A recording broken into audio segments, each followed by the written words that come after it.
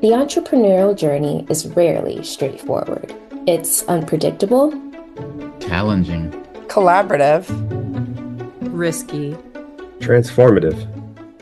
and often deeply personal. The VentureWell Voices podcast offers an inside look at the change makers using science and technology to solve the world's greatest challenges. Hear their stories of the messy, meaningful path from idea to impact. I'm pleased to welcome everyone back to VentureWell Voices for a special bonus episode honoring National Inventors Month and VentureWell's 30th anniversary. I'm Phil Weilerstein, President and CEO of VentureWell, and I'm thrilled to be joined today by Professor Robert Lemelson, a board member of the Lemelson Foundation. In addition to leading his family's foundation, Rob is a professor of anthropology and a research scientist at the Semel Institute of Neuroscience at UCLA. In 2007, he founded Elemental Productions, an ethnographic documentary film production company dedicated to producing films that focus on culture, psychology, and personal experience. Rob also founded the Foundation for Psychocultural Research and the Robert Lemelson Foundation, a philanthropic effort dedicated to improving global mental health and well-being through education and knowledge. Welcome, Rob. Hello. So at VentureWell, we focus on innovators who don't just build gadgets, but who solve the world's most difficult problems. And we do this going back 30 years ago to the founding of what was then called National Collegiate Inventors and Innovators Alliance, based on a vision that your father, Jerry Lemelson, put forward.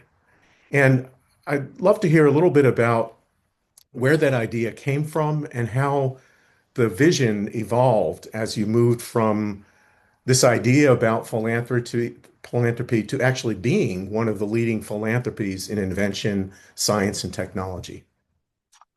Yeah, so my dad, Jerry Lemelson, was an independent inventor, one of, I wouldn't say one of the last, but he was of the kind of tradition of, Edison and Bell. And they have 19th century inventors. In fact, they were his ideals when he was growing up. Those are the things that really fascinated him. And when I say he was one of that kind of that continuum, it's that he would go up into his attic. We grew up in New Jersey, and he would invent in his attic, and then write up his patents himself and submit them, and then produce some products or license others. So he was in the 20th century. Depending on who's doing the counting, he was the second, after Edison, probably second most prolific inventor. He had over 650 patents on a very wide range of technologies, from toys to robotics to lasers to aviation systems. He was an aeronautical, industrial, and mechanical engineer. And he had a very productive career, both inventing and licensing a number of his patents to the world's largest corporations. So so when we were growing up, he would sit around the table and he would, often kind of bemoan the fact that young people are kind of moving away from these vocations that he felt were enormously valuable, but also, personally gratifying. Like it's invention, innovation as a vocation is one of the most exciting things you can do. And but he struggled for many years, and it was only really, so just a brief history. So Sure. he invented industrial robot systems, industrial factories. Some of the earliest mechanized factories were in some of his early patents from the 50s, and then he created the first magnetic tape head that was in every Sony Walkman in the 80s. He had some of the earliest patents on combining a CPU with a video monitor and a keyboard input and a typewriter output or some sort of printing output that could sit on a desk. Now it's obvious, Wow. like that's a desktop computer, Yeah. but in that was those patents dated from the early 50s, and when it was all Hmm. ENIAC and room-sized computers, and he licensed that to IBM in the late 70s. So he did well, but it was really only in the 90s that his licensing program took off, and he created what he called machine vision, which is the ability of computers and the integration of computers and optical scanning and data processing and retrieval to change items on an industrial assembly line. And also machine vision, which was early um, uh, uh, visual analysis of materials and using both optical scanners and computers to analyze products on an industrial production line. And he licensed those, to every car company in the world and most electronics companies in the world in the early 90s. And that's when really the origin of the foundation um, began. He had spent his whole life talking about wanting to kind of orient young people to careers of invention, engineering, and science. And so we started the foundation in 93 or 94. First we approached MIT, and we created what became to be known as the Lemelson MIT Prize, which was the largest prize for invention in the country. It's a $500,000 prize, and there was a award for the best inventor of the year, and for lifetime achievement, and for there's a part on sustainable development, and that went on for about 25 years. We also set up the first nationwide and what's become the largest nationwide historical program documenting inventors and innovation. It's at the Smithsonian National Museum of American History, and they do yearly lecture series and archival work and exhibits. If you go to the National Museum of American History, there's a whole wing devoted to American inventors, and I think the latest exhibit is on invention in sports, but we've done invention environment, invention in color, a range of places of invention, sites of invention. But then relevant to this discussion, I had my wife at the time, Susan Morse, and I went to Hampshire College, which was a very innovative college in Western Massachusetts. And there we met Gregory Prince, who was the president of Hampshire, and we had an idea for doing a program on invention and innovation at a liberal arts college, which we did for a number of years at Hampshire. But most salient here is that he introduced us to Phil Yeah. Weilerstein, and that was in, I think, 1994, 1995. It was 95. Yeah. 95, yeah. Yeah. And the origins of this at Hampshire College were really interesting and actually pretty important to what emerged. In particular, the integration of that experiential learning and belief in becoming an inventor by being an inventor and unleashing the creative and inventive capabilities that so many people have but never get in touch with in ways that are integrated into an educational experience in other things as well. So one of the things that really impressed me when I first heard about this and started talking with Greg about the opportunity to figure out a way to take what was happening at Hampshire College and turn it into something that could become a national, maybe international program that would change higher education by integrating both the experience and pathways to be inventive and also doing it with serious intent to actually solve real world problems and make the world a better place.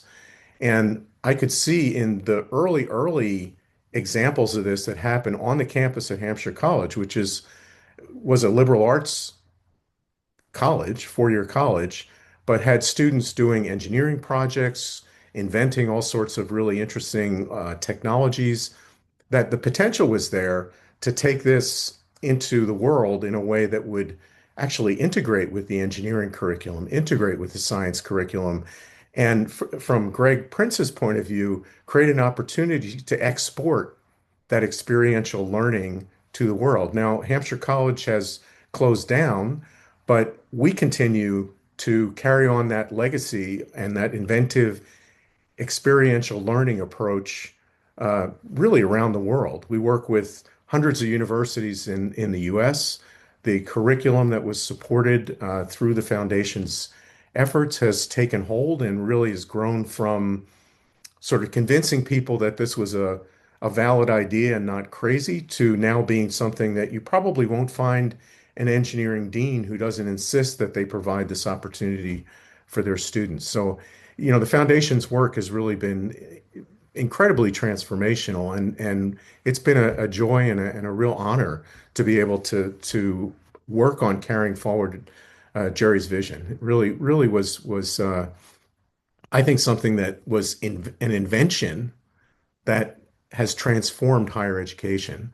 And I'm interested in one of the core elements of this, and I'd love to get your perspective on this, is the E-team, which Yeah. was an invention that Jerry brought to the table in the early stage of this as kind of a core construct for how this might work. I'd love to hear sort of where that came from and how that actually became part of the program. Yeah, so my dad is a struggling independent inventor his whole life. Um, was very aware of the challenges faced by young inventors, not least of which challenges of getting funding for their ideas, but also a lack of interest on the part of some universities to engage in an educational project like this and also lack of skills in certain areas. So he came up with this idea of e-teams, of these entrepreneurial teams, that you wouldn't just have an independent inventor, but you'd have a design person and a business person forming a team. And for students who did not have access to capital, or we would fund them in their college experience. And it's typically a couple of year funding. We provided initially funding for both the curricular development and also the development of the idea. And I actually have one of the first inventions. I was cleaning out my closet and I found it. And this is a little prop, but it's kind of a cool prop. This was one of the first funded inventions. Came out of Cooper Union in New York. It's called the Cooper Cooler. And what it is the E team at Cooper Union was sitting in their dorm and they didn't have cold beer. As a college students. Yeah. And so one of the students I think was in like fluid dynamics of physics, and came up with this idea that you would put a bottle of beer or wine, and then you have these what are they, grommets or and it would sit here. You put ice and water in here, and then this would rotate rapidly, Yeah. this unit, and then rotate very quickly, and then pour ice cold water over the beer, and you'd get a cold beer in 1 minute. It was Yeah. like remarkable. And so they developed it as an E-team at Cooper Union, and went into business. And I don't know if they're still in business, but it's like to this day, I used it last night, to That's cool a great. bottle of wine. Yeah. So it's 30 years later, it's still functioning, well built, well designed. Yeah. But that's just one of Yeah. literally Well, that's sort of probably. the quintessential, sort of college dorm room, couple of dudes sitting around inventing based on a need that they were experiencing. And I think that really was a kind of a core construct of this collaborative spirit of invention and the support that was provided to it, making it something that was really differentiated from kind of your traditional curriculum where you're learning about things to actually learning by creating things and creating a need to learn the technical skills to build that device. Everything from understanding the fluid dynamics to understanding the business and purchasing and everything involved with putting together a consumer product and figuring out how to get people to buy it. Um, that's been, I think, a really successful model. And in fact, you know, beyond the work that we've done at VentureWell, which is what NCIIA, or the National Collegiate Inventors and Innovators, which was the name when it started, rebranded about 12 years ago, we've been able to take that approach and disseminate it very widely, going well beyond students. It's now sort of a core construct that's built into the way that innovators are trained in the National Science Foundation I-Corps program, where you have a collaborative team of innovators and bring not just problems that are near at hand for young people, but actually inspiring people to take on big challenges and really deep problems that face society. And the foundation has embraced this from the outset. I wonder if you could talk a little bit about the foundation's sort of broader work and focus on things like climate crisis, addressing access to innovation, and some of the ways that that has actually grown and transformed over time. Yeah, so in the early years, I mean, my dad passed away in '97, so he was really only around for the first few years of the foundation. But it was his belief at the time, and to the day it still remains, I think, somewhat of a core principle of the foundation, that invention spurs economic development, and we've seen this certainly through VentureWell with hundreds, or I don't know what the current number of businesses. I mean, so Jerry's idea Thousands. was Yeah. thousands. Thousands Thousands. of businesses and billions of Yeah. dollars in capital Yeah. raised. Yeah. So his idea, and so 30 years on, his original idea that innovation and invention spur economic development is a valid one. So it's proven the test of time. So the idea was you give young people these opportunities, you give them this education, you give them some funding, and somewhat later in the process with NCIA and then later VentureWell is creating a network of angel investors or venture capitalists who would invest in these businesses that these e-teams would develop. So that basic idea has held up pretty well. So my dad died in '97, and then it was the board. It was my mom who passed away a few years ago, and my brother and ourselves and our ex-wives. And now it's actually one, two, it's a third generation. My kids and my brother's son are also members of the board. So it's a very much a family foundation. Um, but so my dad died in '97, and then a few years went by, and then we kind of professionalized the foundation. It was kind of what they call like a left drawer foundation, where my dad would just like sign checks in the early years. And then we created a institutional structure. But my brother and I were talking about this model of invention innovation and looking at, now I'm an anthropologist. I work in Southeast Asia. I've been working in communities that, are at the bottom of the pyramid, making, and they used to say $1 a day, maybe they're making $4 a day. But the basic human needs problems in what used to be called the third world, or the developing world, or the global south, though those issues could be addressed in some very significant ways around issues of water, health, agriculture, biodiversity, climate. They could be addressed through educating students about innovation and building businesses, taking this model that was obviously created in the United States, but applying it to the global South. And so we began working, I think, in 2001, and we kind of split. And this is in the evolution of the foundation. We kind of split the programs, half in the United States. This was my dad. I would consider him, even though this term is horribly abused, I would consider him a patriot. He wanted America to succeed. He believed in these forms of American exceptionalism, and I don't think he was off on that. But we wanted to put also the generous spirit that used to apply to the United States. He very much believed in. So we started programs in Latin America, Sub-Saharan Africa, South and Southeast Asia, looking for the next inventor in like rural India. I remember we met and there's lots of challenges there. We organized a symposium where we invited engineers and inventors from all over the global South for a 3-day event to kind of get their ideas, their buy-in of how this program could be instantiated in their own societies.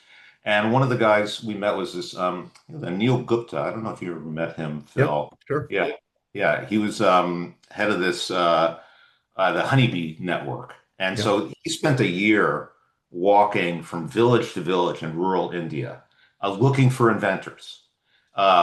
And in every village, he found one or two people who were these village level inventors. I remember one of the examples was this man's son had climbed a palm tree in southern India to get coconuts and had fallen and died.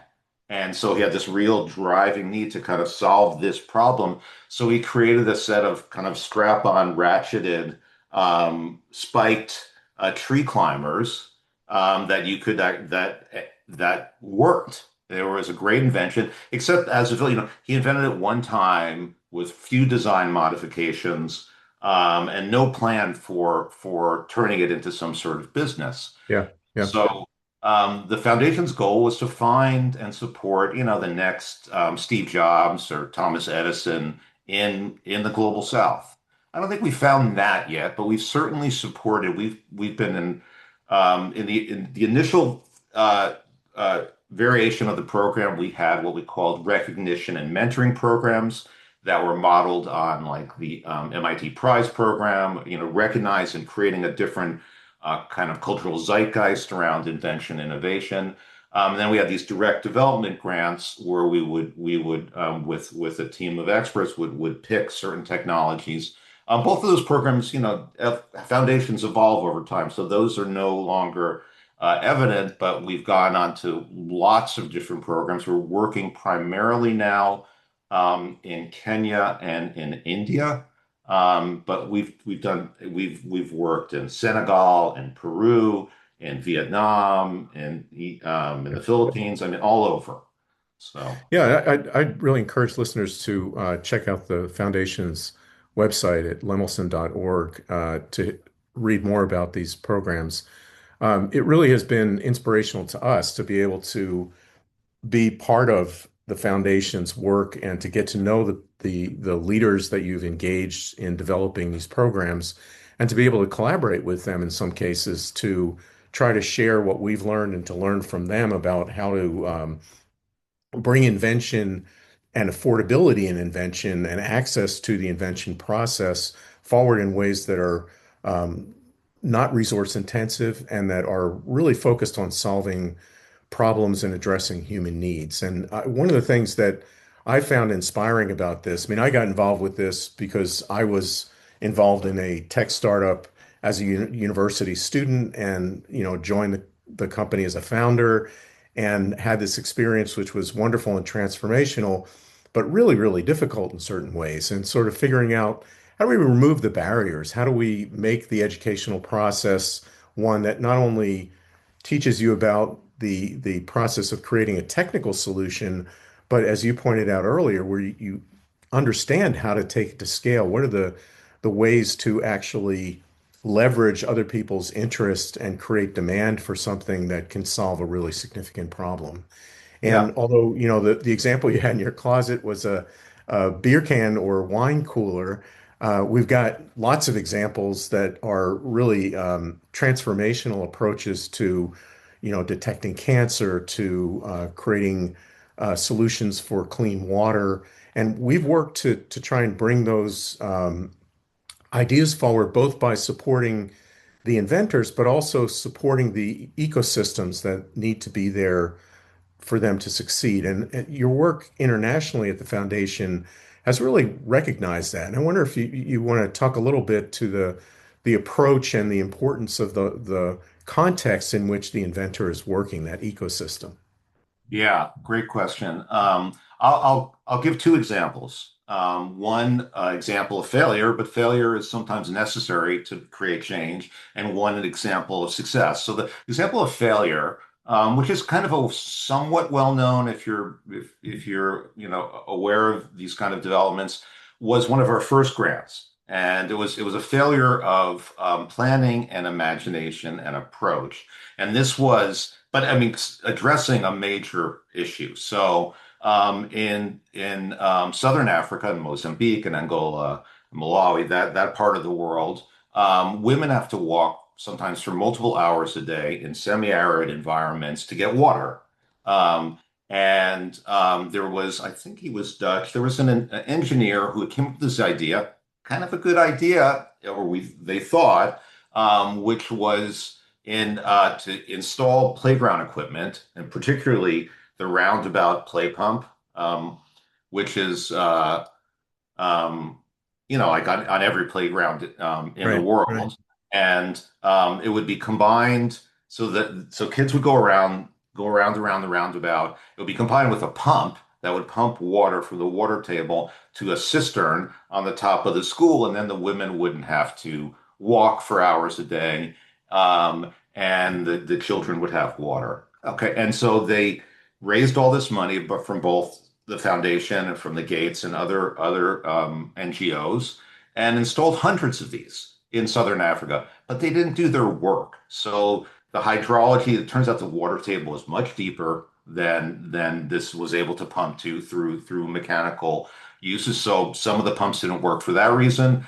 The kids very rapidly figured out that they are no longer playing; they are being used as mules for the roundabout play pump, and they stopped doing it. And then, oh, I think very significantly, it turned out and as an anthropologist, this obviously makes sense, that women walking to water was something they enjoyed, even though it was a lot of work every day, because they were able to socialize and affiliate with other women. So even though we like millions were spent on this, it was installed at all these schools. Very few of them are functional today. So this was a failure. And so the failure was, from an international development perspective, was an old model of development that you create problems in the West and you drop them on these societies to solve their problems. Doesn't work. So another project that I would say was a success was we were working with an organization that used to be called East Meets West organization. I think it's called the Thrive Network now. It was founded by a close friend of mine, Peter Singer, who was a surgeon during the Vietnam War, and he went back to Vietnam in the 80s and set up the first clinic, first American clinic in Da Nang with his wife, Margie Kagawa Singer. And then that developed into this large foundation. They got a lot of funding because they knew what they were doing. And so one of the issues was that they were addressing was in northern Vietnam, babies who were born preterm, like 7 months, had a mortality rate off the charts because they would be born early and they would be still in the villages, and by the time they were brought to the hospital, they would pass away. Like 80 or 90% of them would die. So it was a major issue. But they would pass away from very addressable issues of like thermal regulation, of lung development, pulmonary development, being inadequate, of infantile jaundice. These are all things that are just easily corrected through technology. But so, for example, the infantile jaundice. So typically, my son had jaundice when he was born. It's a very common condition. And if kids don't get treated with it, they can either die or develop lifelong neurological impairments like cerebral palsy. So the way they're treated, I'm sure as many of the listeners know, is through phototherapy to put them under full spectrum light. So kind of the environment of evolutionary adaptation on the savannas of Africa they were exposed to. And it would create this biological change where the bilirubin produced by the liver would be conjugated and not pass the blood-brain barrier. Okay. But going back to the roundabout plate pump example, I was the first time I went to Hanoi. I went to Hanoi Central Hospital with Peter, and in the courtyard in the middle of the hospital was all these medical technologies out in the rain. And I asked the physician who was escorting us, I was like, why are you storing medical equipment in the rain? It's like, well, the government has a policy that when something is donated, we can't throw it out. But the fact that it was in the rain, rusting, and not being used to save lives was, I thought, significant. And so what had happened is they had donated equipment from Japan, the United States, that was calibrated on American children around. So these were phototherapy units. They were basically bassinets with lights. And one of the issues was the lights themselves were fluorescent tubes, which would provide the right spectrum of light for about 2 weeks. In the United States, they get switched out every 2 weeks. At the time, it was like $400 a pop to switch these bulbs out. And they weren't aware of that. So they were still providing light, not the right spectrum, wasn't conjugating the bilirubin. Kids were still dying and getting sick at high numbers. And so we worked with a local startup to create, around this and also around, pulmonary development. Again, the same sort of issues that they were using donated equipment. And every time they would have to change out the masks. And this is for CPAP units because they didn't have access at that point to surfactant. And they'd have to switch those out. Every time a baby is off the unit, it will be like changing out all this medical waste. Again, hundreds of dollars. So we worked with a local Vietnamese startup who was going into the hospitals and then redesigning these equipment, the phototherapy and the CPAP units, and also a couple others like around thermal regulation. And then training the nursing staff and the physicians about how to use these. So, for example, for the CPAP, instead of having it thrown away, they created washing stations and they created reusable medical material for the phototherapy. For the jaundice, they switched out the fluorescents to LEDs. They changed the switches. They made it much more logical where people could understand it, they could use and understand it. And this one program, over the course of a decade, there are probably 100,000 people alive today who would not be alive if this program hadn't been instantiated. And so what's the lessons from that? It's doing international development. It's local resources, local knowledge, local supply streams, and training local inventors. All the not all of those that VentureWell does, but some of those. That's an approach that we really have integrated in not just in the work that we're doing in low resource settings, but actually broadly around both understanding who your users are, understanding who the buyer and the customer are, who aren't necessarily the same thing, and to really getting from the people who are going to use the product, whatever it is, whatever the solution is, the technical specs for how it should be designed, and using that to frame the problem. And it's often said that if you can frame the problem well, that's half the way to the solution. And that's something we've really embraced and integrated into the work that we do broadly. I'm curious, kind of, with the work of the foundation today. I know that a focus on climate and addressing the urgent need to remediate the changing climate is something that's sort of in the foreground. I wonder if you could talk a little bit about that work. I mean, we at VentureWell do a lot of invention and innovation focused climate work. We've actually been able to build on the what we've learned about supporting climate innovators to expand that work. We actually have a program right now that's going on, which is a national program with the National Oceanic and Atmospheric Administration to bring invention-based approaches broadly to maritime and other areas, not just focused on climate, but actually on remediating and addressing things. And I know the foundation is both working on supporting climate inventors, but also on addressing policies that actually will enable those inventions to succeed in scale. Can you tell us a little bit about that work? Yeah. My brother's, winemaker, attorney, but also a climate activist. He's been involved in this for decades, really quite prescient, looking towards the future.